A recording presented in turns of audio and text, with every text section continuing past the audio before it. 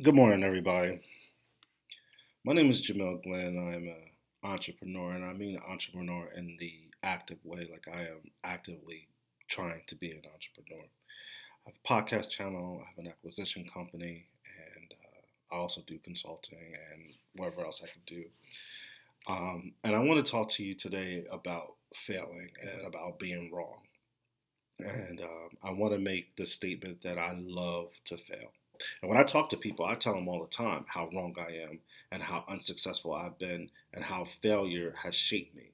And I want to make a key point to make you understand what I just said. Failure has shaped me.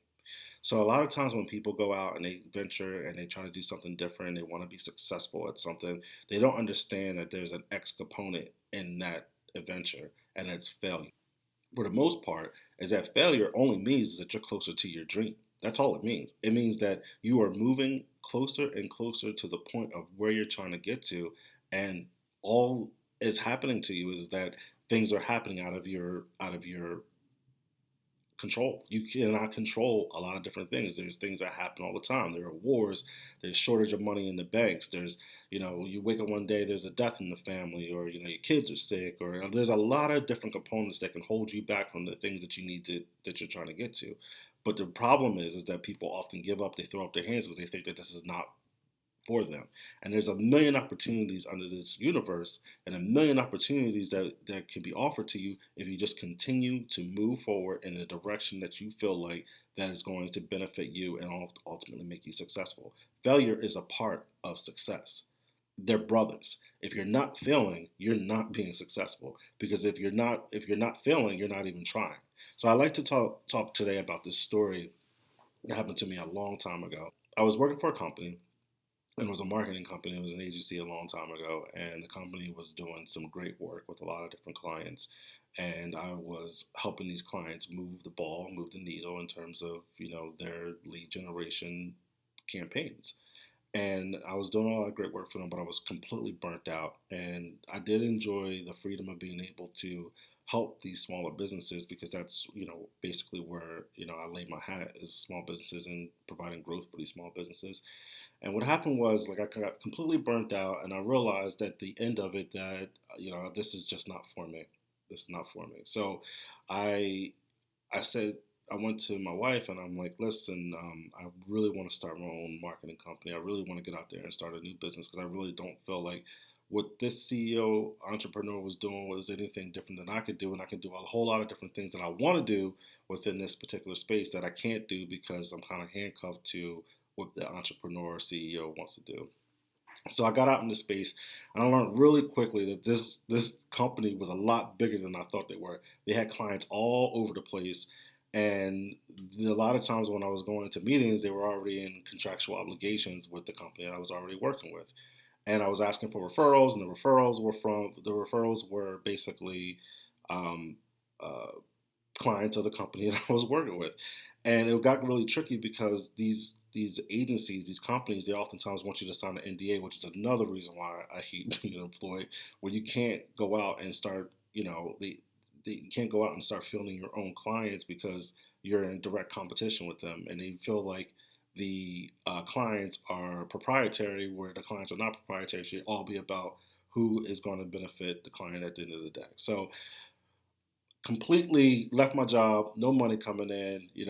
I got a kid on the way, and I'm absolutely like losing it because I can't go back to the agency because I quit. I can't go to another agency because I have the NDA. And now I'm pretty much unhireable, and there's no other way for me to make money besides anything outside of my field. Losing it, right?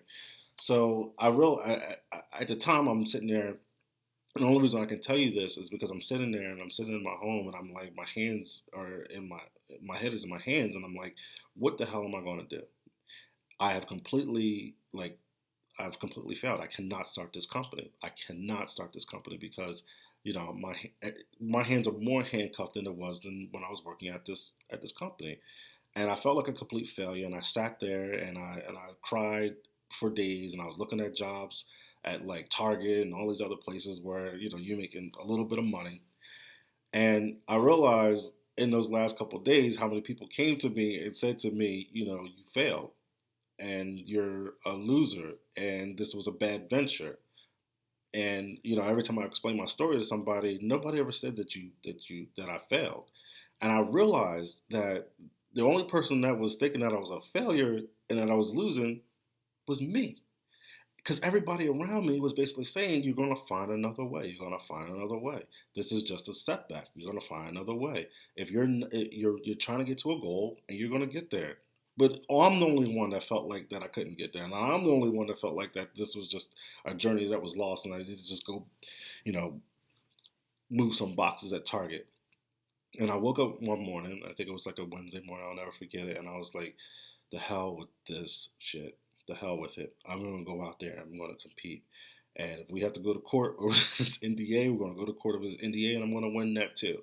And I went out into the field and I started to realize, like, once I started to sprinkle my competitiveness and my personality into my business, I started to acquire one client. I acquired one client, and that client was like, oh, we really want to go with you. And we were just about to go with the old agency that you work with, but we really like you. And that one client gave me a referral for another client. And then the next client gave me a referral for another client. Before I knew, I had 20 clients. 20 clients paying really good money for me to be able to live off of. I mean, it wasn't easy, and it was a lot of legwork, and I was driving around a lot, and I was pushing, pushing, pushing, pushing, pushing. There was days I didn't eat, and it was nights I didn't sleep. But at the end of the day, I knew that the only thing that was going to get me to success was me consistently pushing to get there. And I was going to go through the rigors and the failures along the way, but the failures were just letting me know that I'm almost to my goal. So I want everybody to know that failing and being wrong is the top thing that you want to look for every single day. You never want to feel successful. You always want to feel like you're failing, or there's some failures or there's some problems, because if there's no failures and no problems, then you're not really moving the process of you being successful.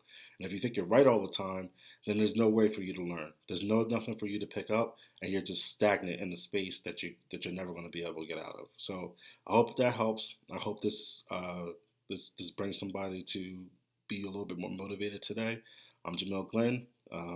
If you guys want to, I have my Primetime Entrepreneur channel that we talk about all things and all tips for entrepreneurs and business owners. They talk about a lot of different things that are going on in their industry. So thank you for your time today. Adios.